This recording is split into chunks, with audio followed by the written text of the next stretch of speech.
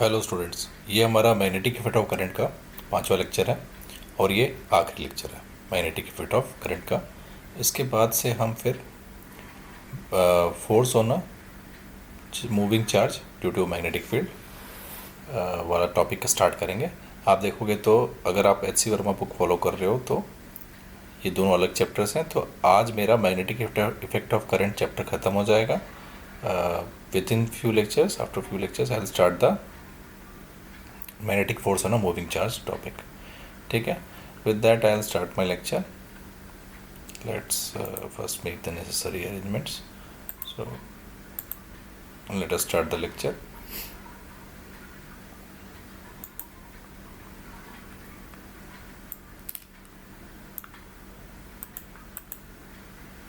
जैसे कि आप देख रहे हो इस चैप्टर में हमें Ampere's law, solenoid and torrid ये हम पढ़ेंगे। With that I will start with the Ampere's law. अगर आपने इलेक्ट्रोस्टैटिक्स पढ़ रखी, जो कि आपने पढ़ रखी होगी क्योंकि पहले आप इलेक्ट्रोस्टैटिक्स और इलेक्ट्रिसिटी पढ़ते हो और फिर आप आते हो मैग्नेटिज्म की तरफ।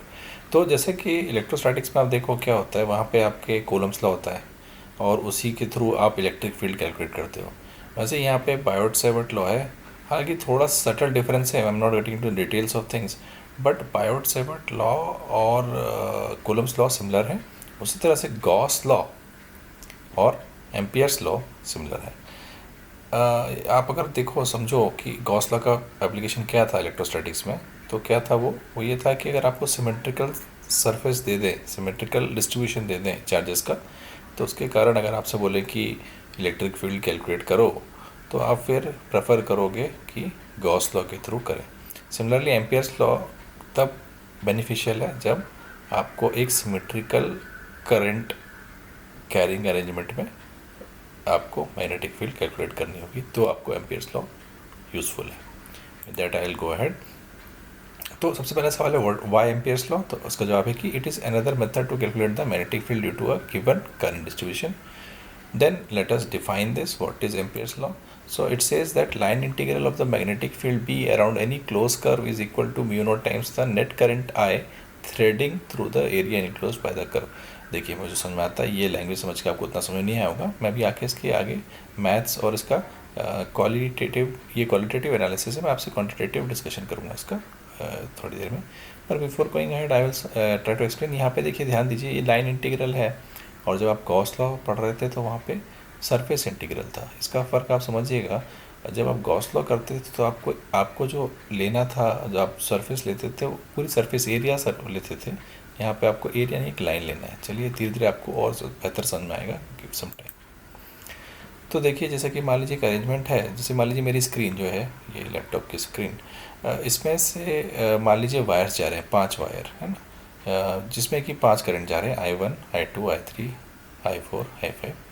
तो मैंने क्या किया, मैंने एक लाइन बना ली अपनी स्क्रीन पे, जो कि ये बनाई हुई है आर्बिट्री शेप की। ये एक लाइन बना ली है ना।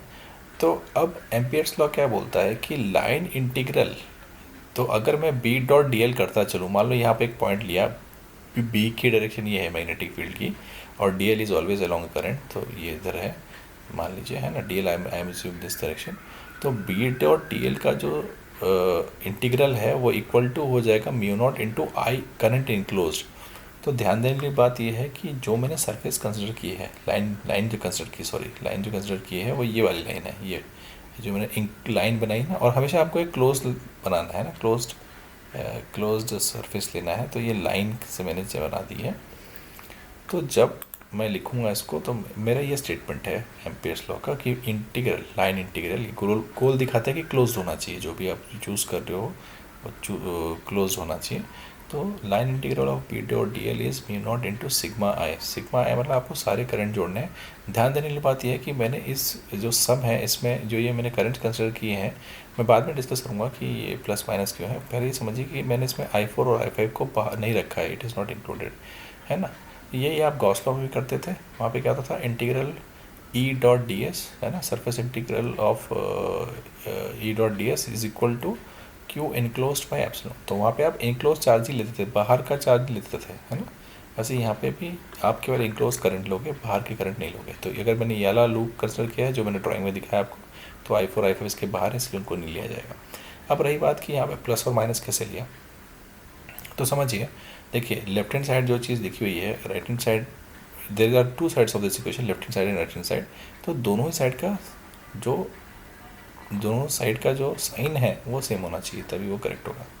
तो यहाँ पे देखो बी डॉट डी एल जब आप करोगे, तो अगर आप अपना पाम जो है इसके अलोंग रखो, है ना, पाम आप अलोंग द दिस लाइन रखें, तो आप क्लियरली देखोगे आपके थंब आउटवर्ड पॉइंट करेगा, है ना। आप क्या करो, आप अपना पाम लेके फिंगर्स पाम की वर्टिकली स्क्रीन पे रख दो ऐसे, है ना, such that your base thumb आपका ऊपर की तरफ रहे, है ना, आ जाएगा ऑटोमेटिकली। तो आप देखोगे थंब ऊपर पॉइंट कर रहा है ना। तो इसलिए जो करंट, जैसे ये वायर ऐसा क्यों दिख रहा है, डॉट क्यों दिख रहा है इस वायर पे, ये दिखा रहा है कि जो वायर है, आपको इमेजिन करना है कि ये वायर इस स्क्रीन के बाहर आ रहा है और इसके थ्रू जा रहा है अंदर तक, तो जो करंट है ये बाहर आ रहा है। सिमिलरली ये क्या दिखा रहा है, आई टू क्या दिखा रहा है, एक वायर है जो कि स्क्रीन के आर पार जा रहा है, और लेकिन इसमें करंट जो है वो अंदर जा रहा है ना। सिमिलरली इसमें बाहर आ रहा है, इसमें भी बाहर आ रहा है, इसमें अंदर जा रहा है। तो मेरा जैसे कहा कि अगर आप अपना पाम इसके लोग रखोगे तो ऑटोमेटिकली आपका थंब ऊपर की तरफ आएगा, थंब को आप रिलैक्स रखोगे, साथ में रखिएगा, बाकी फिंगर्स के अलग रखिएगा, तो बाहर आएगा। तो इसीलिए जो ये करंट्स हैं जो बाहर आ रहे हैं उनको पॉजिटिव लिया गया है, और जो अंदर जा रहा है उसको नेगेटिव लिया गया है, I2 को नेगेटिव, I1 I3 को पॉजिटिव। और एक बात और फिर से रिपीट करूँगा कि I4 को कंसिडर नहीं किया गया। तो यही रिजल्ट है बी डॉट डी एल। ये जो मैंने लैंग्वेज लिखी है, जो स्टेटमेंट है, ये आपको बोर्ड्स एग्जाम में काम आएंगे। तो वो स्टेटमेंट का मतलब ये है, एग्जाम्पल के थ्रू मैंने समझाया। चलिए आगे चलते हैं। अब हम क्या करेंगे, इस लॉ का एप्लीकेशन देखेंगे। Before that I will write to discuss कि what is the difference between Biot Savart law and Ampere law. चलिए उसके बारे में डिस्कस करते हैं। तो Ampere law versus Biot Savart law क्या फ़र्क है, मोर और लेस आप देखो, this is same as Gauss law versus जो आप सीखते हैं कूलम्ब्स लॉ, है ना, मोर और लेस। तो क्या है, बायोट-सेवर्ट लॉ जो है और एम्पियर्स लॉ है, दोनों जो है वैलिड है। दिस लॉ जो है valid for all current distribution.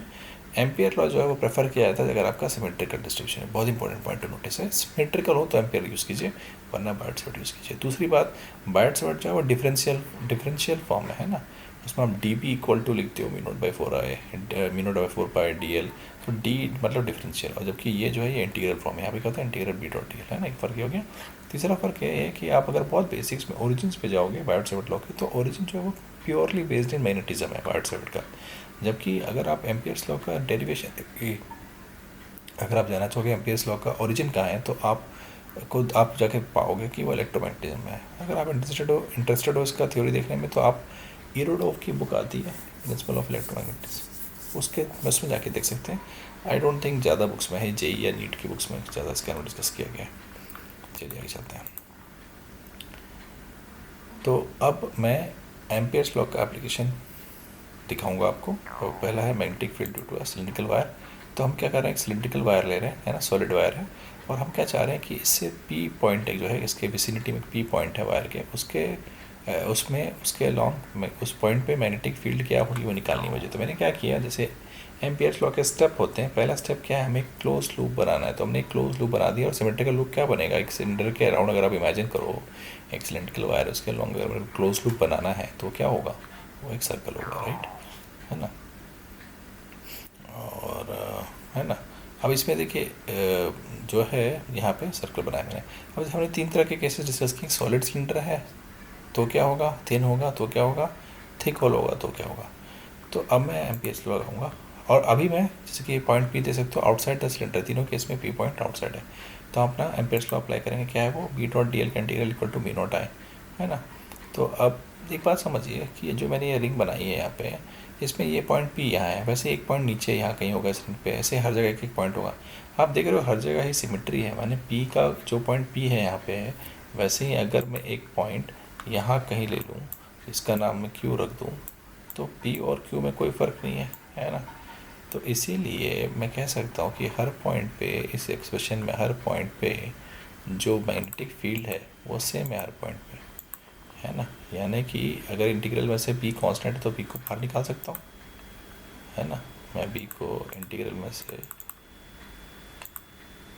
बाहर निकाल सकता हूँ, तो वही निकाला बी बाहर मैंने। तो अगर B integral D L equal to π0 है ना, और इंटीग्रल डी एल मतलब ये लेंथ को नापोगे, पूरा ऐड कर दोगे तो पेरीमीटर बन जाएगा सर्कल का, तो 2πr आ जाएगा।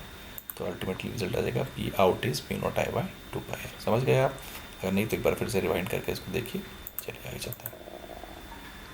मैग्नेटिक फील्ड सिलेंड्रिकल वायर के कारण ही दिख रहा हूँ, पर अब इस बार मैं इनसाइड द होलो सिलेंडर दिख रहा हूँ।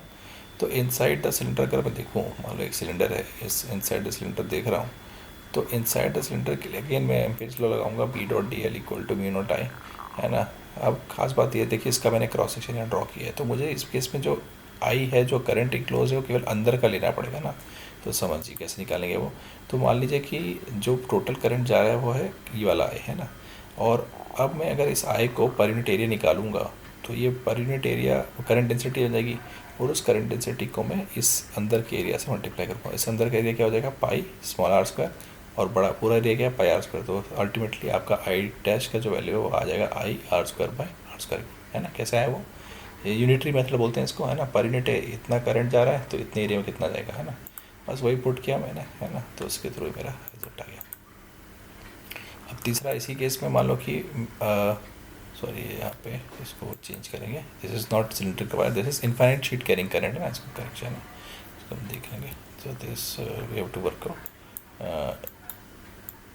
यहाँ पे जो है we are talking of a infinite sheet carrying current, है ना।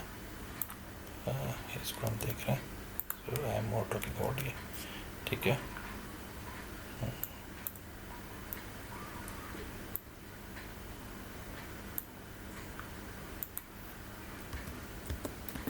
ठीक है, so this is we are discussing about this. तो चलिए समझिए, ये थोड़ा इम्पोर्टेंट है। देखिए हम क्या चाह रहे हैं कि एक इनफाइनाइट शीट है, इनफाइनाइट मतलब इसकी कोई लिमिट नहीं है ना, चलती जा रही है। तो इनफाइनाइट शीट है, इसके कारण हम मैग्नेटिक फील्ड निकालना चाहते हैं। तो हम जैसे कि आप देख सकते हो सिमेट्रिक डिस्ट्रीब्यूशन है, तो हम यूज़ करेंगे क्या, एम्पियर्स लॉ यूज़ करेंगे, राइट। तो हम एम्पियर्स लॉ लगाएंगे पर देखें इसको। तो एम्पियर्स लॉ क्या है, integral B dot D L equal to mu naught into I. तो मैंने क्या किया, देखिए समझिए क्या किया है। तो सुनेगा, मैंने एक रेक्टेंगल बना लिया यहाँ से, ऐसे पी को लेते हुए इसमें घुसता हुआ, इसके आर पार जाता हुआ, नीचे से ऐसे रेक्टेंगल बना लिया था, समझ रहे हो आप। अच्छा आप सोचोगे सर ये क्या है करके। तो देखिए ये क्या है, ये है यहाँ जहाँ से करंट एंट्री कर रहा है ना। ये करंट जहाँ से एंट्री कर रहा है, ये जो सरफेस है सामने वाली इतनी, है ना, थिकनेस बोल सकते हो। इसका अगर मैं क्रॉस सेक्शन व्यू लूँ तो क्या हो रहा है, हर जगह करंट जा रहा है, हर जगह से आ रहा है, इनफाइनाइट शीट हर जगह से करंट जा रहा है। तो हर जगह से ये क्रॉस क्या दिखा रहा है कि हर जगह से करंट जा रहा है, वो अंदर की तरफ जा रहा है ना, ठीक है। चलिए, तो अब मैंने क्या किया, अपना क्लोज लूप जो है वो कैसे लिया है, ऐसे ऊपर से ऐसे लेते हुए इसके क्रॉस जाते हुए नीचे ऐसे लिया, है ना। उसका नाम लिख दिया ए बी सी डी। तो अब मुझे क्या करना पड़ेगा, line integral of E dot B dot D L A B के लॉन्ग, बी सी के लॉन्ग, सी डी के लॉन्ग और डी के लॉन्ग लगाना पड़ेगा। तो वही मैं कर रहा हूँ, integral A to B dot D L plus B to C plus C to D plus इसको ए टू डी बोलिए D to A equal to mu naught into I close. I close कितना होगा, आई close will be जितना इतने में इस A B reason में जितना करंट घुस रहा है, मतलब जितना मैंने अपना लिया उतना ही लूँगा मैं, है ना, आई क्लोज में। चलिए आगे और क्लियरिटी मिलेगी। This is by Ampere's law. इसमें ध्यान देने वाली बात क्या है, कि ध्यान देने वाली बात ये है कि भाई इसमें जो आपका सी डी है, मतलब जो परपेंडिकुलर लोगे करंट और वो डायरेक्शन दोनों परपेंडिकुलर हो गई।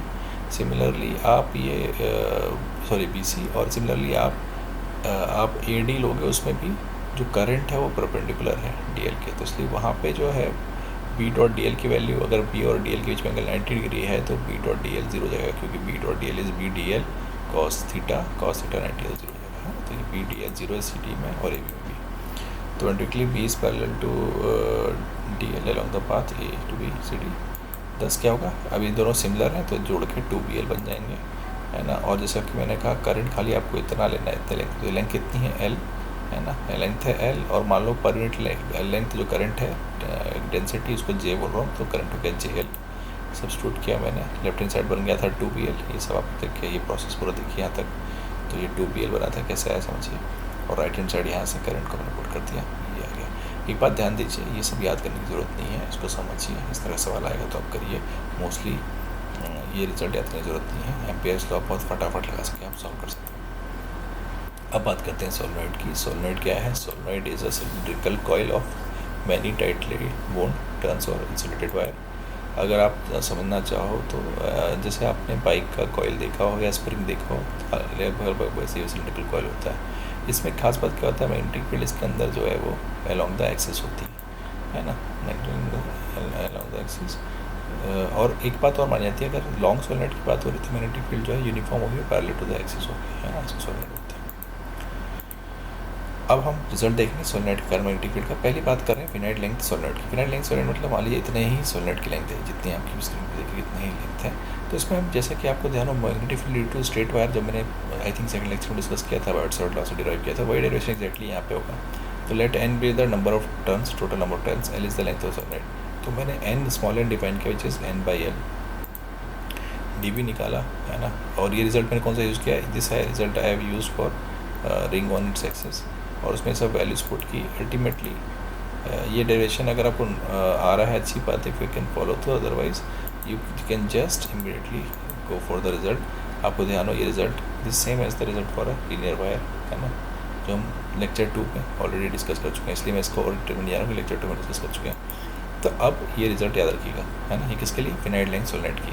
और ये कैसे याद रखेंगे, ये आप याद रखेंगे सेकंड लेक्चर में ऑलरेडी डिस्कस कर चुके हैं। एक स्ट्रेट वायर के कारण मैग्नेटिक फील्ड सेंटर पे जहाँ पे अल्फा बीटा एंगल बनता है, तो ये होता है। चलिए आगे चलते हैं। अब मान लीजिए अगला मेरा इंटरेस्ट है कि मैं इनफाइनाइट लेंथ हो सोलेनोइड की, तो रिजल्ट क्या होगा। तो क्या करूँगा मैं, सिंपल समझिए, अगर इनफाइनाइट लेंथ है तो ये जो एंगल बीटा है ये बढ़ता बढ़ता ये इधर बढ़ता जाएगा तो 90 डिग्री हो जाएगा, और अल्फा भी इधर ये बढ़ता जाएगा तो 90 डिग्री हो जाएगा।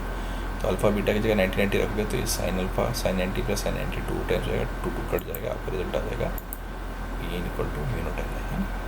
अगर आपको ये क्लैरिटी इतनी नहीं आ रही तो मैं सजेस्ट करूँगा पूरा सेकंड लेक्चर पर जाके देखें आप। इसी तरह एक टोरॉइड होता है। टोरॉइड क्या होता है, it is a ring shaped closely solenoid. आप समझ सकते हो, अगर आप साउथ के हो तो मेंदू वड़ा, या अगर आप डोनट खाते हो डोनट, या अगर से मेंदू वड़ा तो हर जगह खाते हैं, मैं भी खाता हूँ, डजंट मैटर। सो बेसिकली इसका रिजल्ट भी आता है mu naught N I by 2 pi R. ये आपको याद रखना है। देखिए मैंने इस पर क्रॉस ये सॉरी रेक्टेंगल बनाया, जिसमें मैंने कहा जो भी रेक्टेंगल्स होंगे वो आपको याद रखना है ना। तरीका क्या होगा, वैसे ही एक सर्कुलर रिंग ले लेंगे, उसमें लिखेंगे B into 2 pi R equal to mu naught into N I, वहाँ से डिराइव हो जाएगा एम्पियर्स लॉ के थ्रू, ठीक है। आपने याद रखा है। तो बेसिकली इस चैप्टर में हमने इस लेक्चर में हमने क्या क्या सीखा, इस लेक्चर में हमने सीखा कि एम्पियर लॉ क्या है, उसका एप्लीकेशन क्या है ना, सोलेनोइड क्या है, टोरॉइड क्या है, उनके रिजल्ट, है ना। आपको इनमें से रिजल्ट याद रखना है, स्पेशली सोलेनोइड का कौन सा रिजल्ट, इनफाइनाइट लेंथ वाला रिजल्ट आपको याद रखना है, क्या है वो, mu naught into small N I. और स्मॉल एन और कैपिटल एन में क्या फ़र्क है वो भी आपको समझना है। Small N is number of turns per unit length, है ना, ये बात है मुझे। तो एक तरह से आप देखो तो टोरॉइड का रिजल्ट और सोलेनोइड का रिजल्ट सेम है, बस ये कि एन की जगह हम यहाँ पे एन बाई 2 पाई आर लिखते रहे, ठीक है। विद दैट आई होप आपने ये समझा होगा। अब हमने मैग्नेटिक फील्ड ऑफ करंट के सारे रिजल्ट देख लिए हैं। नेक्स्ट लेक्चर से will discuss about force on a moving particle magnetic field. चलिए आगे चलते हैं।